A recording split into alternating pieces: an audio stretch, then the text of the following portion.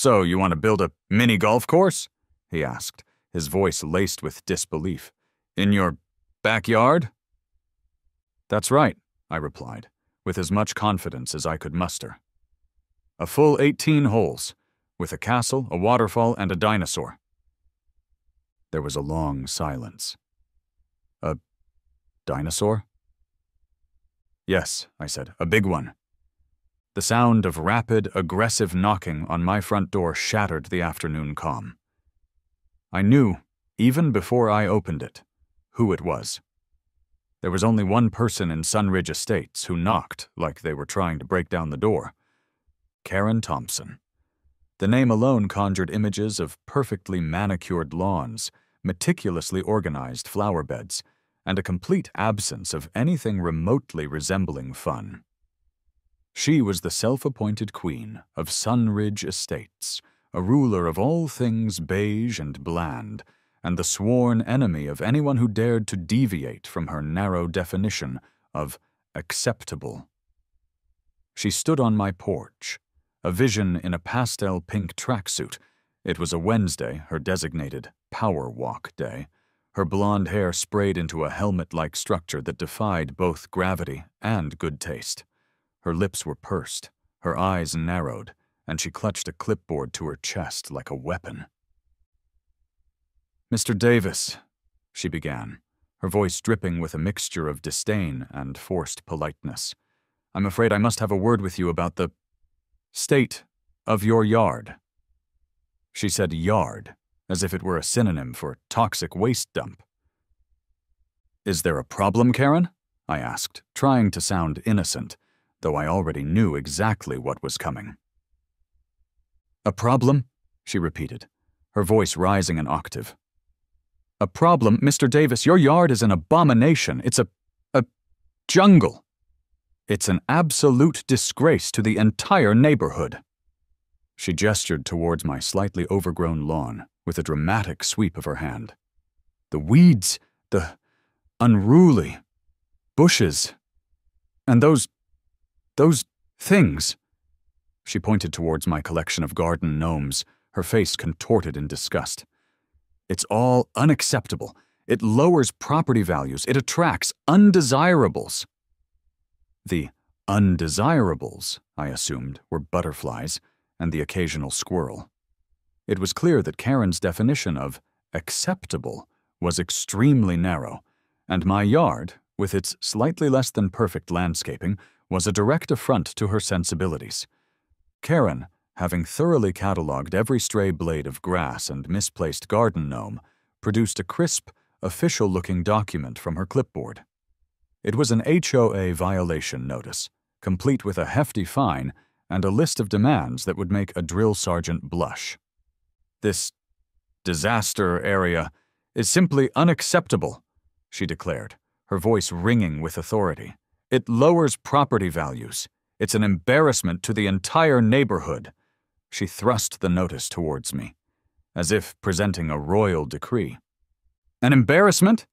Lady, your perfectly symmetrical flower beds are an embarrassment to the concept of biodiversity, I thought, fighting back the urge to roll my eyes. You have 30 days, Mr. Davis, she continued, her lips pursed in smug satisfaction, to remediate the situation. That means removing the offensive vegetation, trimming the bushes, and generally bringing your yard into compliance with HOA standards. She paused for dramatic effect. Failure to comply will result in escalating fines and, if necessary, legal action. My initial reaction was a mixture of annoyance and frustration. I considered, for a fleeting moment, simply complying. Trimming the grass, pulling the weeds, maybe even getting rid of the gnomes, though I'd grown rather fond of them. It would be the easier path, the path of least resistance. But as I looked at Karen's smug, self-satisfied expression, a spark of rebellion ignited within me. This wasn't just about a messy yard. It was about control. It was about Karen's relentless need to impose her will on everyone around her. And I was suddenly, fiercely, unwilling to give her the satisfaction. I retreated inside, the HOA violation notice clutched in my hand. I stared at the document, the words unsightly, unacceptable, and non-compliant swimming before my eyes. I could fight this the traditional way, argue about definitions of weeds and acceptable landscaping. But the thought of engaging in a protracted battle with Karen over the height of my grass filled me with a deep, existential weariness. Then it hit me. A moment of pure, unadulterated clarity. A solution so audacious, so ridiculous, so perfectly Karen-proof that it brought a slow smile to my face. I reread the HOA bylaws, focusing on the sections about landscaping and recreational use. There were plenty of restrictions, of course, but there were also loopholes. If Karen wanted proper and entertaining, then I'd give her proper and entertaining. I'd give her something so spectacularly, ridiculously over the top that she'd choke on her perfectly brewed cup of chamomile tea, I thought, the idea taking shape in my mind. A mini golf course, a full-sized, professionally designed, HOA-defying mini golf course. It was landscaping, wasn't it? It was recreational, certainly. And it was, without a doubt, the most gloriously inappropriate response to Karen's petty complaints that I could possibly imagine. Karen Thompson, you want a war on weeds? You've got one. Prepare to be putted into oblivion, I declared internally. The image of Karen's horrified face fueling my newfound determination. The battle lines were drawn, and I was ready to play. My descent into the world of mini golf course design was swift and all-consuming. What started as a vague notion of petty revenge quickly blossomed into a full-blown obsession. I spent hours online, researching layouts, obstacles, themes, and the surprisingly complex engineering that goes into creating a truly memorable mini golf experience. My search history became a bizarre mix of mini golf course construction, fiberglass dinosaur suppliers, waterfall pump specifications, and HOA bylaw loopholes. I discovered online forums dedicated to mini golf enthusiasts where people debated the merits of different putting surfaces and the optimal angle for a windmill blade. I learned about bank shots, loop-de-loops, and the crucial importance of hole-in-one potential. It was a whole new world, a rabbit hole of artificial turf, whimsical obstacles, and surprisingly cutthroat competition. I started sketching out my plans on napkins, on the backs of envelopes, on any available surface. My initial, simple design quickly evolved into something far more elaborate, a sprawling 18-hole extravaganza that would incorporate every ridiculous mini-golf cliché I could find. A mischievous grin spread across my face as I refined my plans. This wasn't just about building a mini-golf course. It was about creating a monument to anti-HOA defiance, a testament to the power of creative pettiness.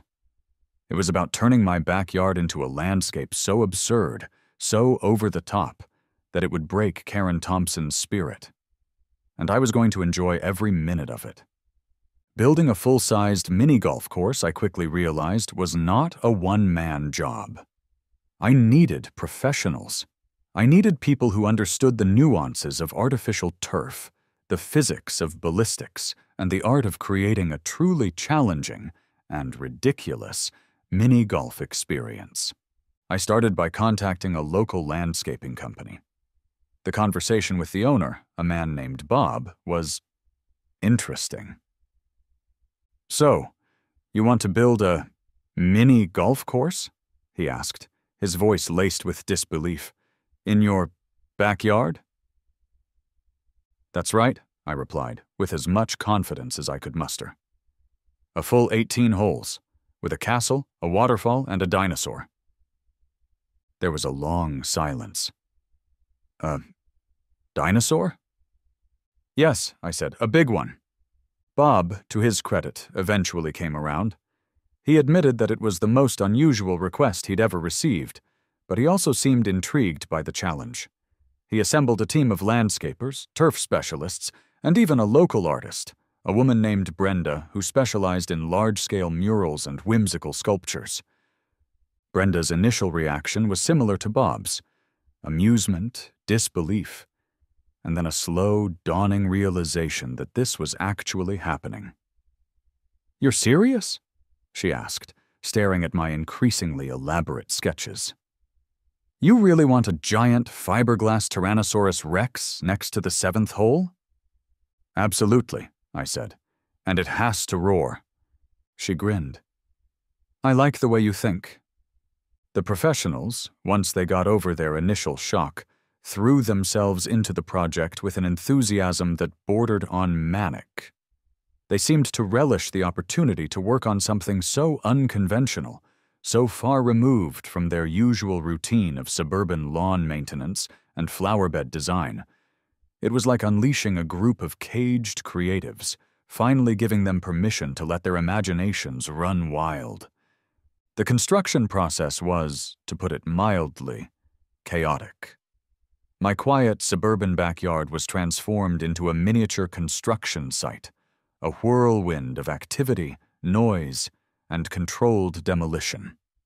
Giant trucks arrived, delivering tons of gravel, sand, and artificial turf.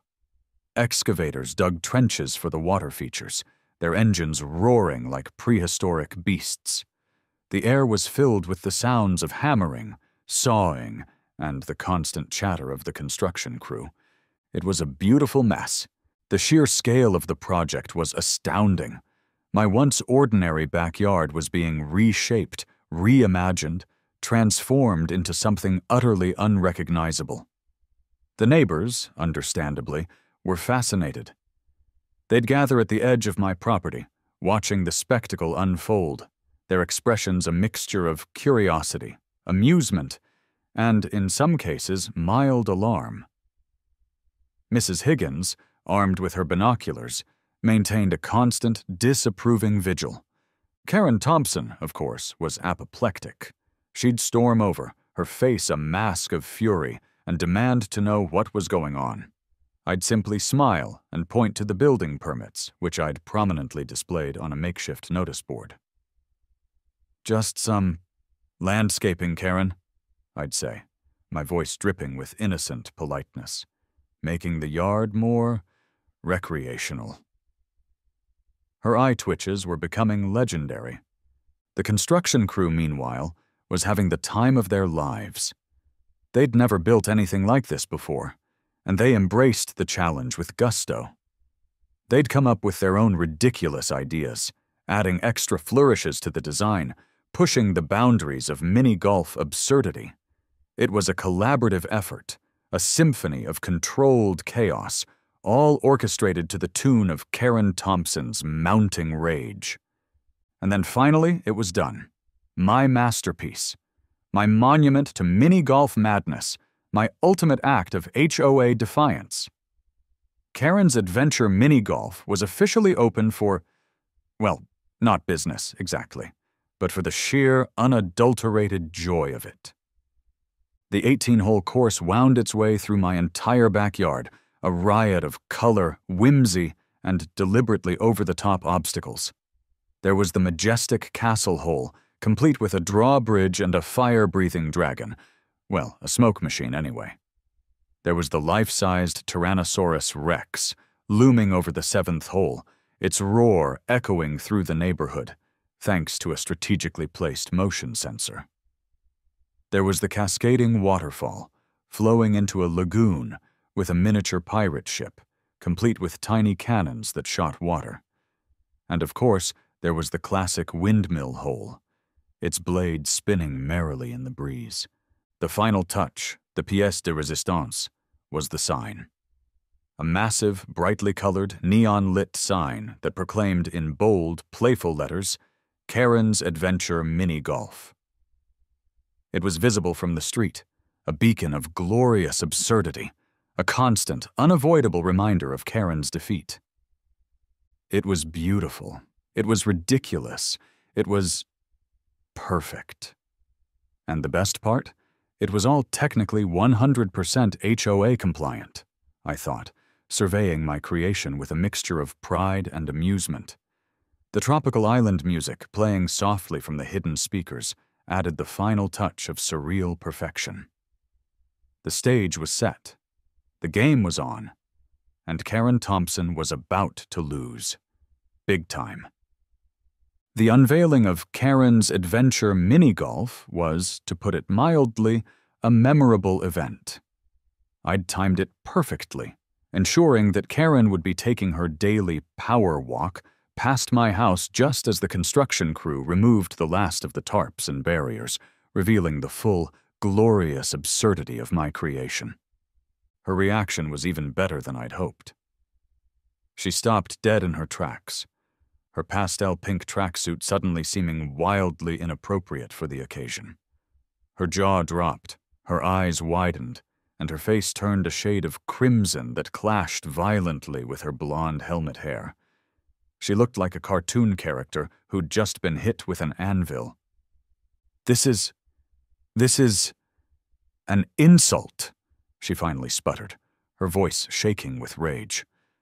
You turned your yard into a circus. She gestured wildly at the mini-golf course, her perfectly manicured nails glinting in the sunlight. The giant roaring T-Rex seemed to mock her from its perch beside the seventh hole. I emerged from behind the pirate ship, a putter in one hand and a tropical-themed cocktail in the other. It's a recreational facility, Karen, I said, my voice dripping with innocent politeness.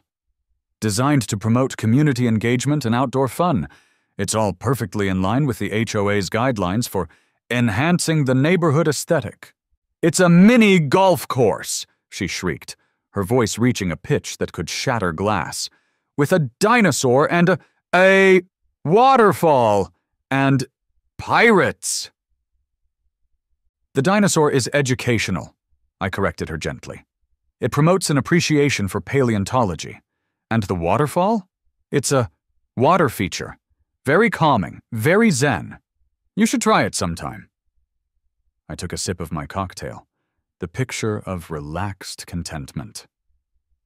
Watching Karen's face contort with rage was more satisfying than any hole-in-one. It was a thing of beauty, I thought, struggling to suppress a laugh. She looked like she was about to spontaneously combust, her carefully constructed facade of suburban propriety crumbling before my very eyes. She stammered, she fumed, she threatened, but it was all for naught. The mini golf course was there to stay, and Karen Thompson was powerless to stop it. Karen, predictably, launched an immediate and all-out assault on Karen's Adventure Mini Golf. She called emergency HOA meetings, she consulted lawyers, she scoured the bylaws for any possible violation, any loophole, any technicality that would allow her to shut down my monstrosity. But she found nothing. My meticulous planning, my careful adherence to the admittedly vague HOA guidelines, and my surprisingly thorough knowledge of local zoning laws had paid off. I'd dotted every I, crossed every T, and anticipated every possible objection. Her attempts to find a violation became increasingly desperate and comical. She tried to claim the mini-golf course was a commercial enterprise, but I pointed out that I wasn't charging admission. She argued that the dinosaur statue was excessively large, but I produced documentation proving it was within the allowable height restrictions for decorative garden structures.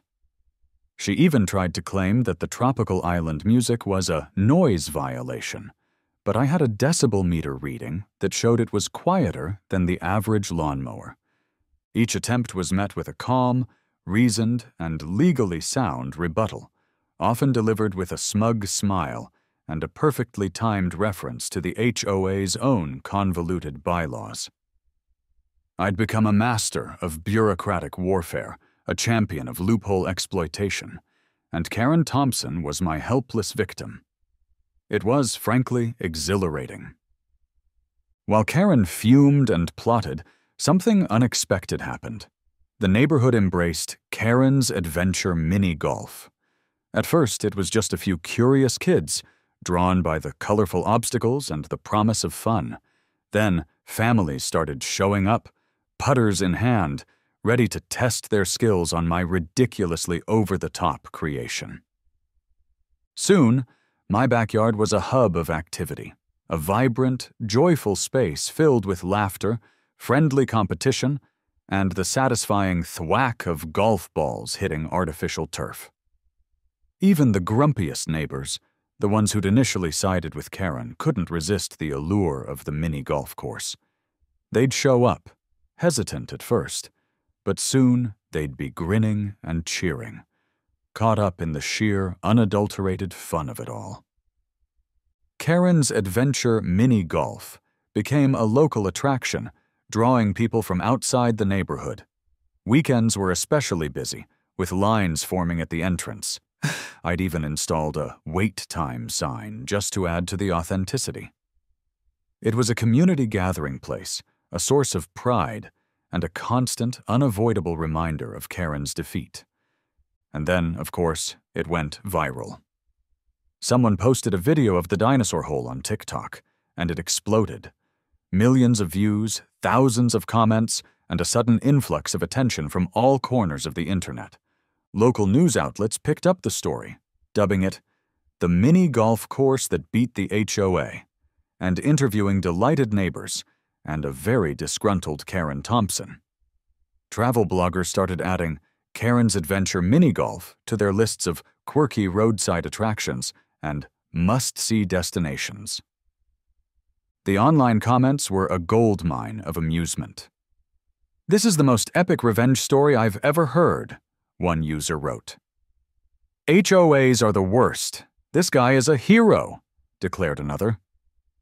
"I need to play this mini golf course," a third commented. "I became a minor local celebrity, known as the Mini Golf Guy or the HOA Slayer. I received interview requests, offers to franchise my concept, and even a few marriage proposals, which I politely declined." The contrast between the online praise and Karen's continued, increasingly desperate outrage was both hilarious and deeply satisfying.